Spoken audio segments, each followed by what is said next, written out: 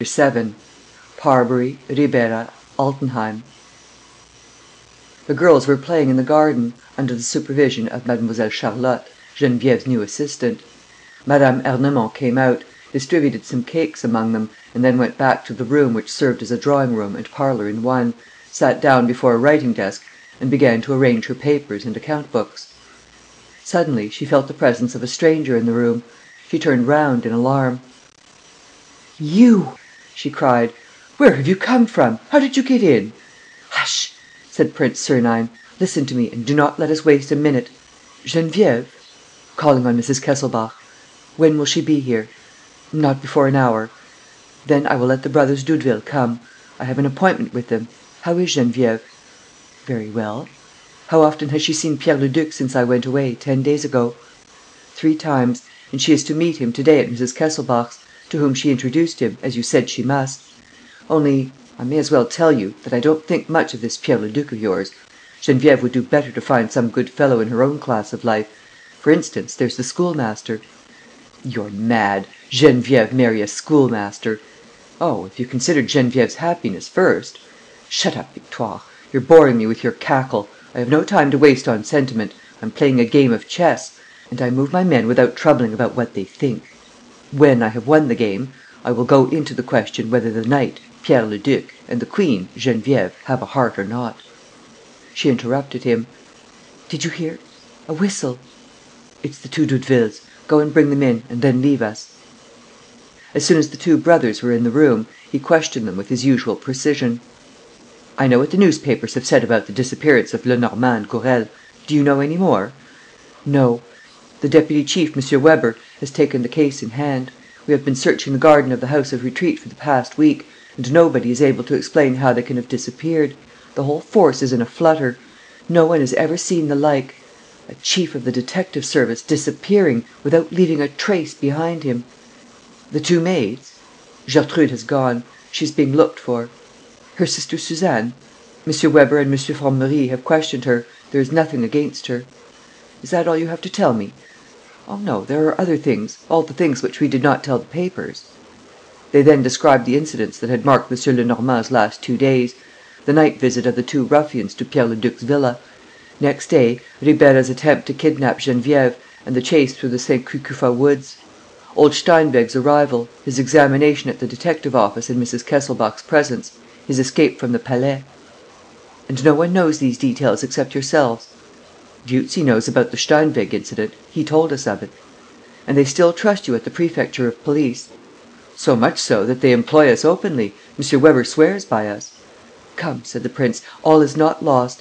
If M. Lenormand has committed an imprudence that has cost him his life, as I suppose he did, at any rate he performed some good work first. And we have only to continue it. The enemy has the start of us, but we will catch him up." "It won't be an easy job, governor." "Why not? It is only a matter of finding old Steinweg again, for the answer to the riddle is in his hands." "Yes, but where has Ribera got old Steinweg tucked away?" "At his own place, of course." "Then we should have to know where Ribera hangs out." "Well, of course." He dismissed them and went to the House of Retreat. Motor cars were awaiting outside the door, and 2 men were walking up and down, as though mounting guard. In the garden, near Mrs. Kesselbach's house, he saw Geneviève sitting on a bench with Pierre Leduc and a thick-set gentleman wearing a single eyeglass. The 3 were talking, and none of them saw him. But several people came out of the house: M. Formerie, M. Weber, a magistrate's clerk, and 2 inspectors. Geneviève went indoors, and the gentleman with the eyeglass went up and spoke to the examining magistrate and the deputy chief of the detective service, and walked away with them slowly. Sernine came beside the bench where Pierre Leduc was sitting and whispered: "Don't move, Pierre Leduc. It's I." "You? You?" It was the 3rd time that the young man saw Sernine since the awful night at Versailles, and each time it upset him. "Tell me, who is the fellow with the eyeglass?" Pierre Leduc turned pale and jabbered. Sernine pinched his arm. "Answer me, confound it! Who is he?" "Baron Altenheim." "Where does he come from?" "He was a friend of Mr. Kesselbach's. He arrived from Austria 6 days ago and placed himself at Mrs. Kesselbach's disposal." The police authorities had, meanwhile, gone out of the garden. Baron Altenheim also. The prince rose and, turning towards the Pavillon de l'Impératrice, continued: "Has the baron asked you many questions?" "Yes, a great many. He is interested in my case. He wants to help me find my family. He appealed to my childhood memories." "And what did you say?" "Nothing, because I know nothing. What memories have I? You put me in another's place, and I don't even know who that other is." "No more do I," chuckled the prince.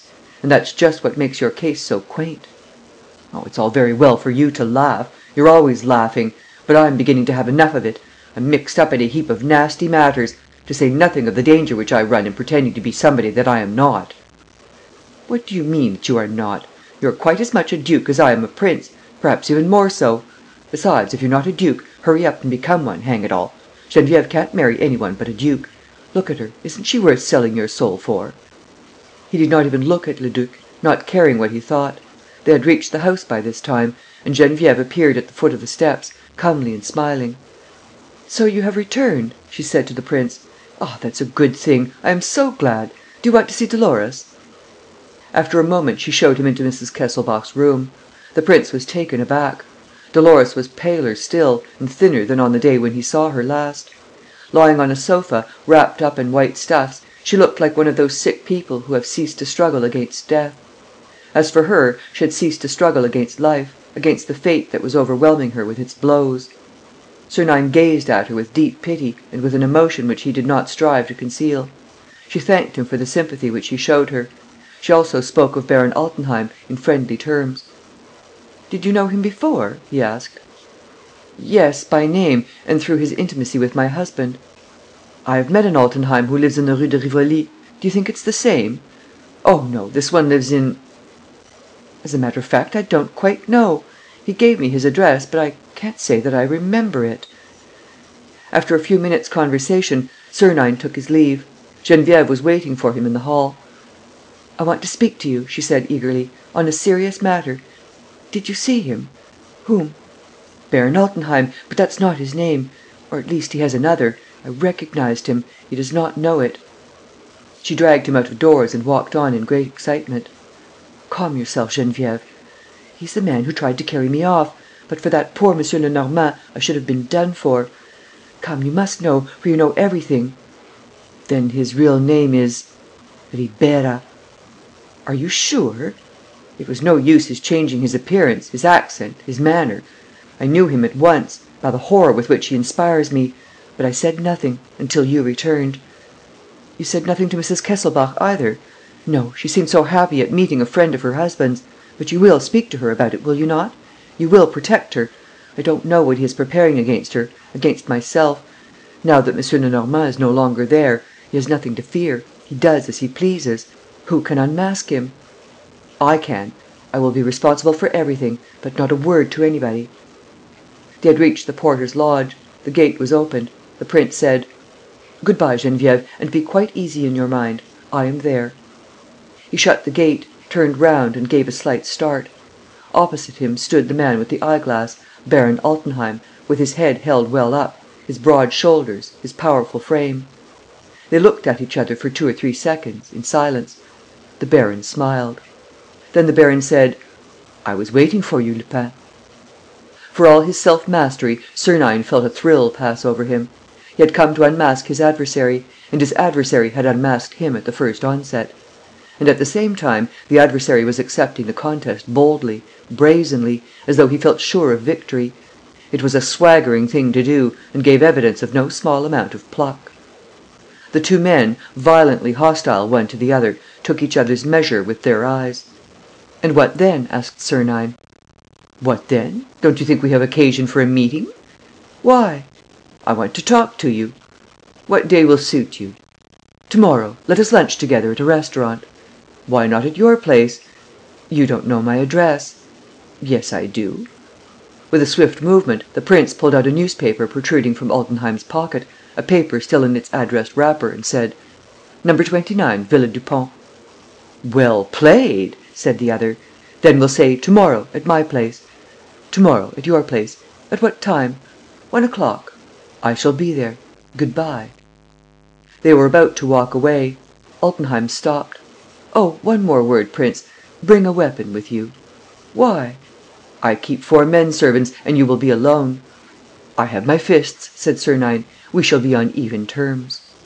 He turned his back on him, and then, calling him back, Oh, one word more, Baron. Engage 4 more servants. Why? I have thought it over. I shall bring my whip.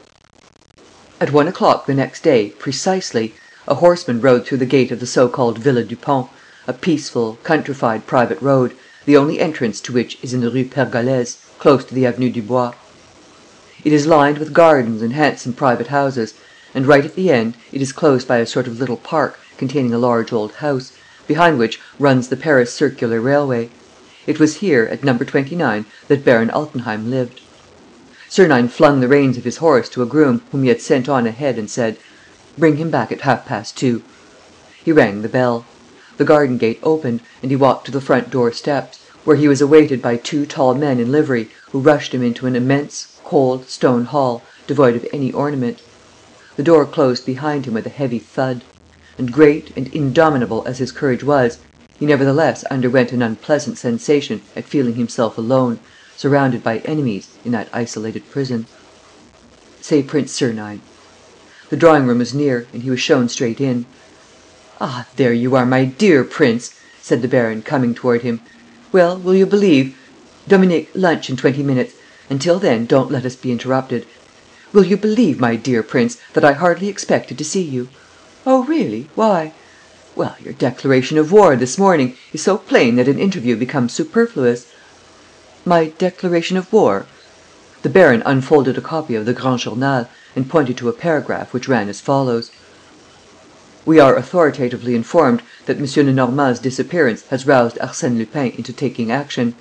After a brief inquiry, and following on his proposal to clear up the Kesselbach case, Arsène Lupin has decided that he will find M. Lenormand, alive or dead, and that he will deliver the author or authors of that heinous series of crimes to justice." "This authoritative pronouncement comes from you, my dear prince, of course." "Yes, it comes from me." "Therefore I was right. It means war." "Yes." Altenheim gave Sernine a chair, sat down himself, and said, in a conciliatory tone: "Well, no, I cannot allow that. It is impossible that 2 men like ourselves should fight and injure each other.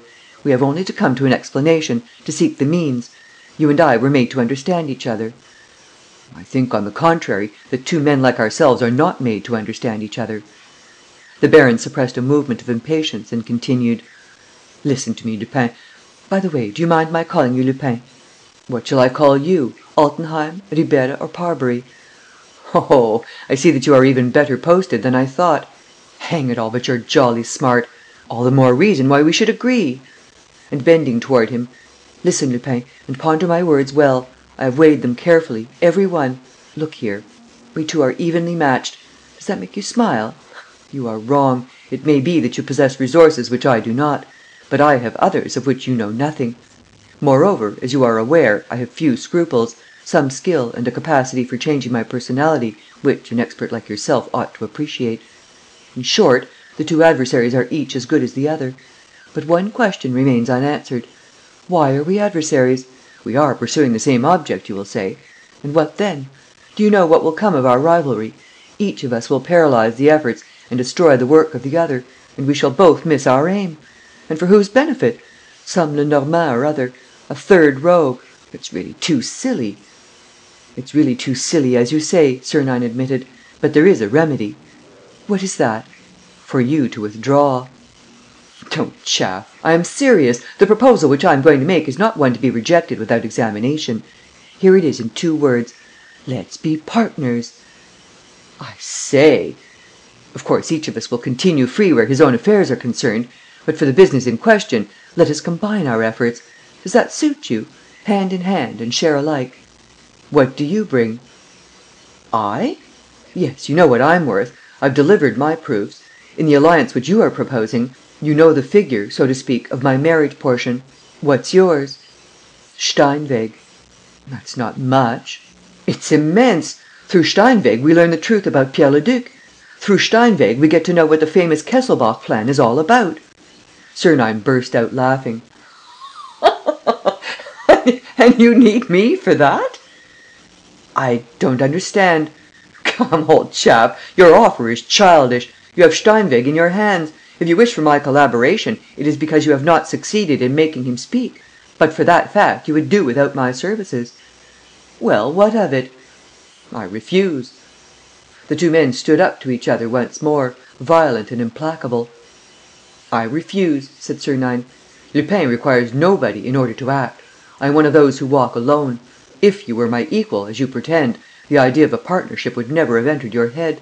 The man who has the stature of a leader commands. Union implies obedience. I do not obey." "You refuse? You refuse?" repeated Altenheim, turning pale under the insult. "All that I can do for you, old chap, is to offer you a place in my band. You'll be a private soldier, to begin with. Under my orders, you shall see how a general wins a battle, and how he pockets the booty, by himself and for himself. Does that suit you? Tommy." Altenheim was beside himself with fury. He gnashed his teeth. "You are making a mistake, Lupin," he mumbled. "You are making a mistake. I don't want anybody either, and this business gives me no more difficulty than plenty of others which I have pulled off. What I said was said in order to effect our object more quickly and without inconveniencing each other." "You're not inconveniencing me," said Lupin scornfully. "Look here, if we don't combine, only one of us will succeed." "That's good enough for me." "And you will only succeed by passing over the other's body. Are you prepared for that sort of duel, Lupin? A duel to the death, do you understand? The knife is a method which you despise, but suppose you received one, Lupin, right in the throat." "Aha! So when all is said, that's what you propose." "No, I am not very fond of shedding blood. Look at my fists. I strike and my man falls. I have special blows of my own. But the other one kills. Remember, the little wound in the throat? Ah, Lupin, beware of him. Beware of that one. He is terrible. He is implacable. Nothing stops him." He spoke these words in a low voice and with such excitement that Sernine shuddered at the hideous thought of the unknown murderer. "Baron," he sneered, "one would think you were afraid of your accomplice." "I'm afraid for the others, for those who bar our road, for you, Lupin. Accept or you are lost. I shall act myself, if necessary. The goal is too near. I have my hand on it. Get out of my way, Lupin." He was all energy and exasperated will. He spoke forcibly and so brutally that he seemed ready to strike his enemy then and there. Sernine shrugged his shoulders. "Lord, how hungry I am!"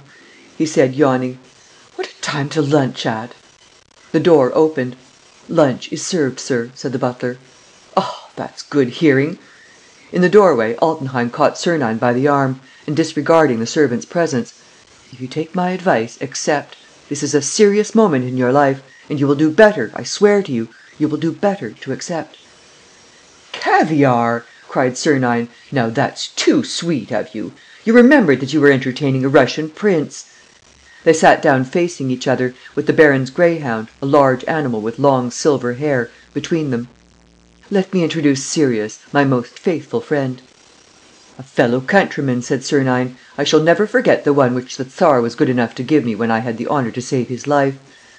"Ah, you had that honour! A terrorist conspiracy, no doubt." "Yes, a conspiracy got up by myself. You must know, this dog its name, by the way, was Sébastopol." The lunch continued merrily. Altenheim had recovered his good humour, and the two men vied with each other in wit and politeness.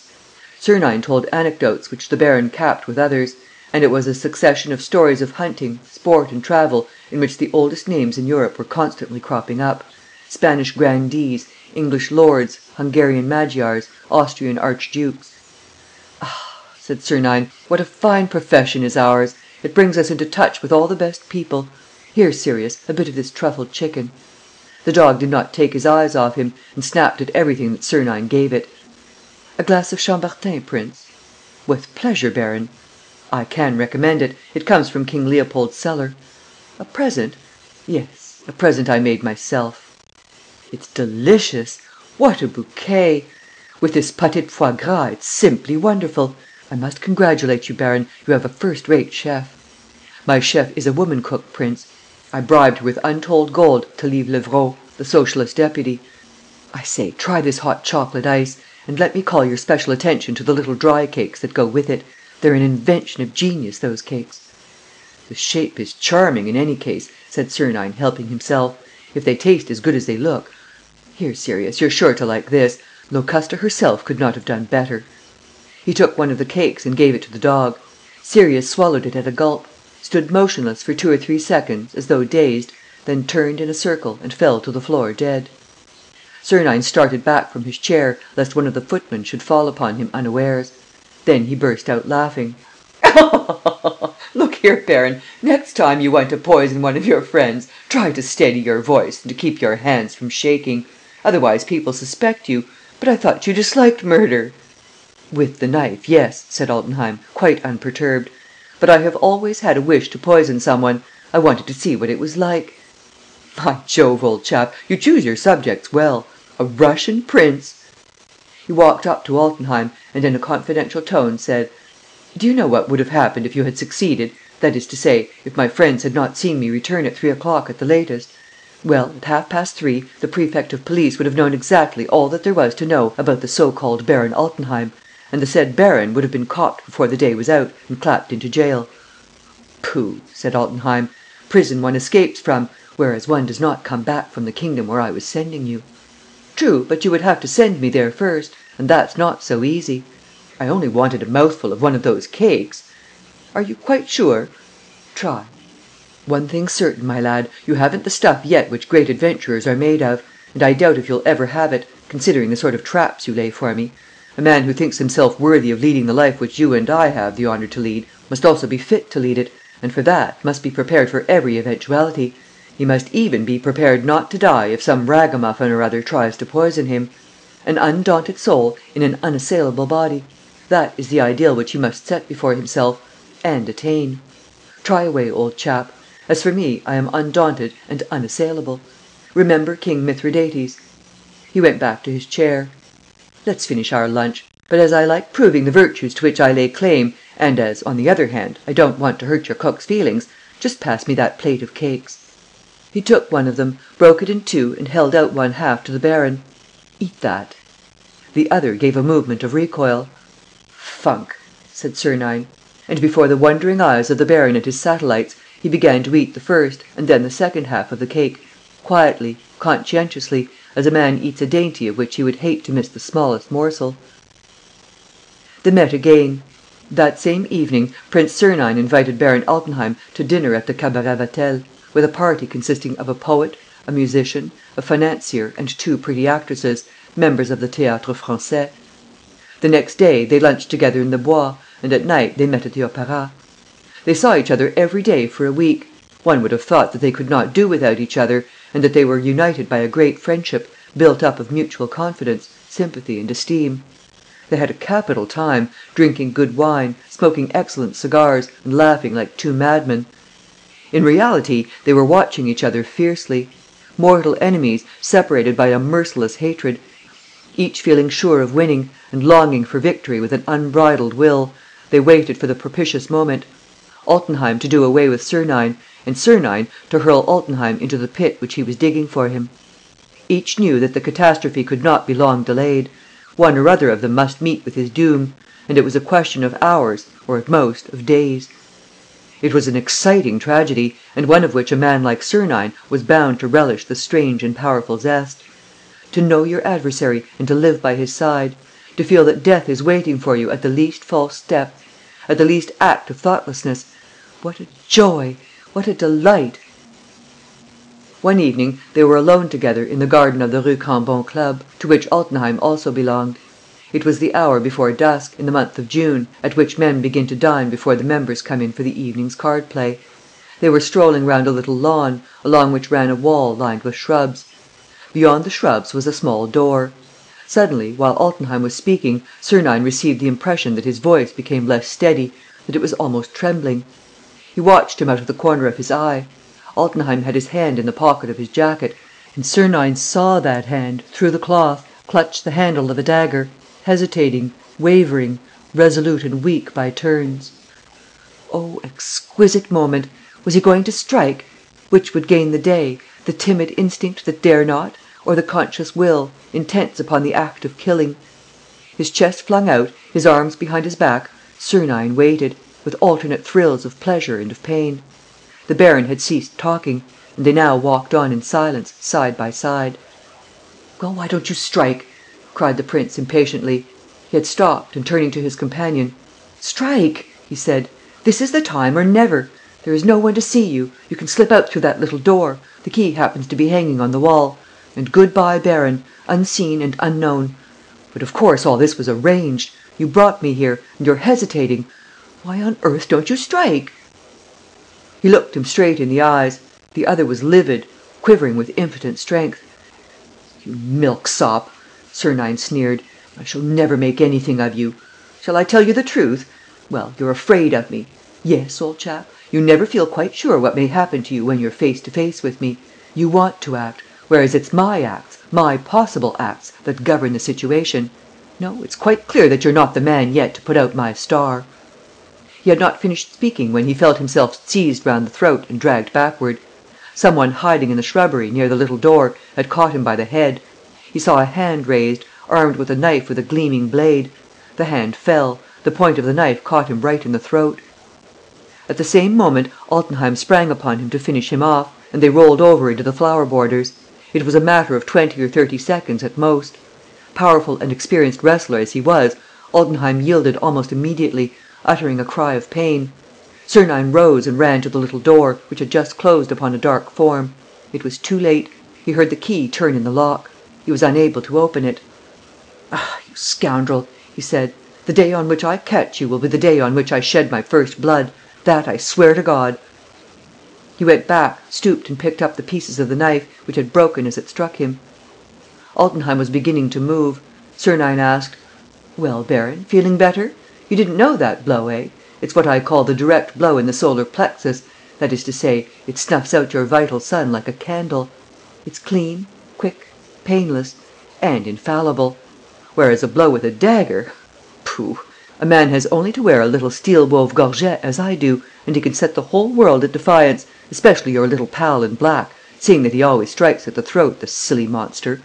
Here, look at his favourite plaything, smashed to atoms." He offered him his hand. "Come, get up, baron. You shall dine with me, and do please remember the secret of my superiority, an undaunted soul in an unassailable body." He went back to the club rooms, reserved a table for two, sat down on a sofa, and while waiting for dinner, soliloquized under his breath: "It's certainly an amusing game, but it's becoming dangerous. I must get it over.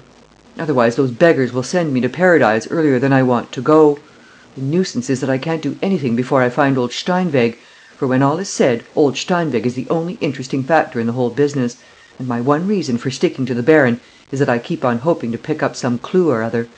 What the devil have they done with him? Altenheim is in daily communication with him, that is beyond a doubt. It is equally beyond a doubt that he is doing his utmost to drag out of him what he knows about the Kesselbach scheme. Where does he see him? Where has he got him shut up? With friends? In his own house at 29 Villa Dupont?" He reflected for some time, then lit a cigarette, took 3 puffs at it and threw it away. This was evidently a signal, for 2 young men came and sat down beside him. He did not seem to know them, but he conversed with them by stealth. It was the brothers Doudeville, got up that day like men of fashion. "What is it, governor?" "Take 6 of our men, go to 29 Villa Dupont and make your way in." "The devil! How?" "In the name of the law. Are you not detective inspectors? A search." "But we haven't the right." "Take it." "And the servants, if they resist?" "There are only 4 of them." "If they call out?" "They won't call out." "If Altenheim returns?" "He won't return before 10 o'clock. I'll see to it. That gives you 2 hours and a half, which is more than you require to explore the house from top to bottom. If you find old Steinweg, come and tell me." Baron Altenheim came up. Sernine went to meet him. "Let's have some dinner, shall we? That little incident in the garden has made me feel hungry. By the way, my dear baron, I've a few bits of advice to give you." They sat down to table. After dinner, Sernine suggested a game of billiards. Altenheim accepted. When the game was over, they went to the baccarat room. The croupier was just shouting: "There are 50 louis in the bank. Any bids?" 100 louis, said Altenheim. Sernine looked at his watch. 10 o'clock. The Doudevilles had not returned. The search, therefore, had been fruitless. "Banco," he said. Altenheim sat down and dealt the cards. "I give. No. 7. 6. I lose," said Sernine. "Shall I double the stakes?" "Very well," said the baron. He dealt out the cards. 8, said Sernine. 9, said the baron, laying his cards down. Sernine turned on his heels, muttering, "That cost me 300 louis, but I don't mind. It fixes him here." 10 minutes later, his motor set him down in front of 29 Villa Dupont, and he found the Doudevilles and their men collected in the hall. "Have you hunted out the old boy?" "No." "Dash it! But he must be somewhere or other. Where are the 4 servants?" "Over there in the pantry, tied up, with the cook as well." "Good. I would as soon they did not see me. Go, all you others. Jean, stay outside and keep watch. Jacques, show me over the house." He quickly ran through the cellar, the ground floor, the first and second floors, and the attic. He practically stopped nowhere, knowing that he would not discover in a few minutes what his men had not been able to discover in 3 hours. But he carefully noted the shape and the arrangement of the rooms, and looked for some little detail which would put him on the scent. When he had finished, he returned to a bedroom which Doudeville had told him was Altenheim's, and examined it attentively. "This will do," he said, raising a curtain that concealed a dark closet, full of clothes. "From here I can see the whole of the room." "But if the baron searches the house?" "Why should he?" "He will know that we have been here." "Through his servants." "Yes, but he will never dream that one of us is putting up here for the night. He will think that the attempt failed, that is all. So I shall stay." "And how will you get out?" "Oh, that's asking me more than I can tell you. The great thing was to get in. Here I am, and here I stay. Go, Doudeville, and shut the doors as you go." He sat down on a little box at the back of the cupboard. 4 little rows of hanging clothes protected him. Except in the case of a close investigation, he was evidently quite safe. 2 hours passed. He heard the dull sound of a horse's hoofs and the tinkling of a collar bell. A carriage stopped, the front door slammed, and almost immediately he heard voices, exclamations, a regular outcry that increased, probably, as each of the prisoners was released from his gag. "They are explaining the thing to him," he thought. "The baron must be in a tearing rage. He now understands the reason for my conduct at the club to night, and sees that I have dished him nicely." Dished? That depends. After all, I haven't got Steinweg yet. That is the first thing that he will want to know. Did they get Steinweg? To find this out, he will go straight to the hiding place. If he goes up, it means that the hiding place is upstairs. If he goes down, then it is in the basement. He listened. The sound of voices continued in the rooms on the ground floor, but it did not seem as if any one were moving. Altenheim must be cross-examining his confederates. It was half an hour before Sernine heard steps mounting the staircase. "Then it must be upstairs," he said to himself. "But why did they wait so long?" "Go to bed, all of you," said Altenheim's voice. The baron entered his room with one of his men and shut the door. "And I am going to bed too, Dominique. We should be no further if we sat arguing all night." "My opinion is," said the other, "that he came to fetch Steinweg." "That is my opinion too, and that's why I'm really enjoying myself, seeing that Steinweg isn't here." "But where is he, after all? What have you done with him?" "That's my secret, and you know I keep my secrets to myself. All that I can tell you is that he is in safe keeping, and that he won't get out before he has spoken." "So the prince is sold?" "Sold is the word, and he has had to fork out to attain this fine result. Oh, I've had a good time to night. Poor prince!" "For all that," said the other, "we shall have to get rid of him." "Make your mind easy, old man. That won't take long. Before a week's out, you shall have a present of a pocket-book made out of lupin skin. Let me go to bed now. I'm dropping with sleep." There was a sound of the door closing. Then Sernine heard the baron push the bolt, empty his pockets, wind up his watch and undress. He seemed in a gay mood, whistling and singing, and even talking aloud. Yes, a lupin skin pocket-book. In less than a week. In less than 4 days. Otherwise he'll eat us up, the bully. No matter, he missed his shot to night. His calculation was right enough, though. Steinweg was bound to be here. Only there you are. He got into bed and at once switched off the light. Sernine had come forward as far as the dividing curtain, which he now lifted slightly, and he saw the vague light of the night filtering through the windows, leaving the bed in profound darkness. He hesitated. Should he leap out upon the baron, take him by the throat and obtain from him by force and threats what he had not been able to obtain by craft? Absurd? Altenheim would never allow himself to be intimidated. "I say, he's snoring now," muttered Sernine. "Well, I'm off. At the worst, I shall have wasted a night." He did not go. He felt that it would be impossible for him to go, that he must wait, that chance might yet serve his turn. With infinite precautions, he took 4 or 5 coats and greatcoats from their hooks, laid them on the floor, made himself comfortable and, with his back to the wall, went peacefully to sleep. The baron was not an early riser. A clock outside was striking 9 when he got out of bed and rang for his servant. He read the letters which his man brought him, splashed about in his tub, dressed without saying a word, and sat down to his table to write, while Dominique was carefully hanging up the clothes of the previous day in the cupboard, and Sernine asking himself, with his fists ready to strike, "I wonder if I shall have to stave in this fellow's solar plexus?" At 10 o'clock the baron was ready. "Leave me," said he to the servant. "There's just this waistcoat. Leave me, I say. Come back when I ring, not before." He shut the door himself, like a man who does not trust others, went to a table on which a telephone was standing, and took down the receiver. "Hullo? Put me on to Garches, please, mademoiselle." "Very well, I'll wait till you ring me up." He sat down to the instrument. The telephone bell rang. "Hullo," said Altenheim. "Is that Garches?" "Yes, that's right. Give me number 38, please, mademoiselle." A few seconds later, in a lower voice, as low and as distinct as he could make it, he began: "Are you 38? It's I speaking. No useless words." "Yesterday? Yes, you missed him in the garden. Another time, of course. But the thing's becoming urgent. He had the house searched last night. I'll tell you about it. Found nothing, of course." "What? Hullo? No, old Steinweg refuses to speak. Threats, promises, nothing's any good. Hullo? Yes, of course he sees that we can do nothing. We know just a part of the Kesselbach scheme and of the story of Pierre Leduc. He's the only one who has the answer to the riddle. Oh, he'll speak all right. That I'll answer for. This very night, too. If not... What? Well, what can we do? Anything rather than let him escape. Do you want the police to bag him from us? As for the prince, we shall have to cook his goose in 3 days from now. You have an idea? Yes, that's a good idea. Oh, excellent. I'll see to it. When shall we meet? Will Tuesday do?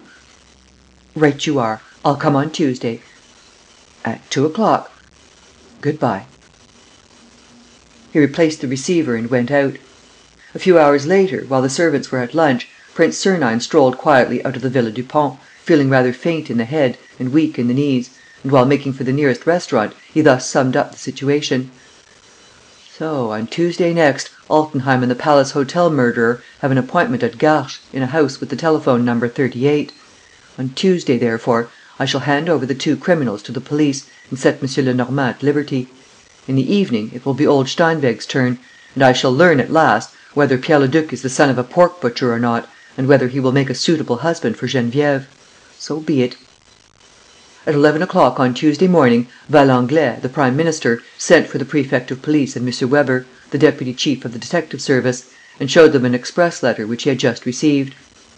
Monsieur le Président du Conseil, knowing the interest which you take in M. Lenormand, I am writing to inform you of certain facts which chance has revealed to me. M. Lenormand is locked up in the cellars of the Villa des Glycines at Garches, near the House of Retreat. The ruffians of the Palace Hotel have resolved to murder him at 2 o'clock today. If the police require my assistance, they will find me at 1:30 in the garden of the House of Retreat, or at the garden house occupied by Mrs. Kesselbach, whose friend I have the honour to be. I am, Monsieur le Président du Conseil, your obedient servant, Prince Sernine. "This is an exceedingly grave matter, my dear Monsieur Weber," said Valenglay. "I may add that we can have every confidence in the accuracy of Prince Sernine's statements. I have often met him at dinner. He is a serious, intelligent man." "Will you allow me, Monsieur le Président," asked the deputy chief detective, "to show you another letter which I also received this morning?" "About the same case?" "Yes." "Let me see it." He took the letter and read: "Sir, this is to inform you that Prince Paul Sernine, who calls himself Mrs. Kesselbach's friend, is really Arsène Lupin. One proof will be sufficient. Paul Sernine is the anagram of Arsène Lupin. Not a letter more, not a letter less. L.M." And M. Weber added, while Valenglay stood amazed, "This time our friend Lupin has found an adversary who is a match for him. While he denounces the other betrays him to us. And the fox is caught in the trap. What do you propose to do?" "Monsieur le Président, I shall take 200 men with me." Chapter 7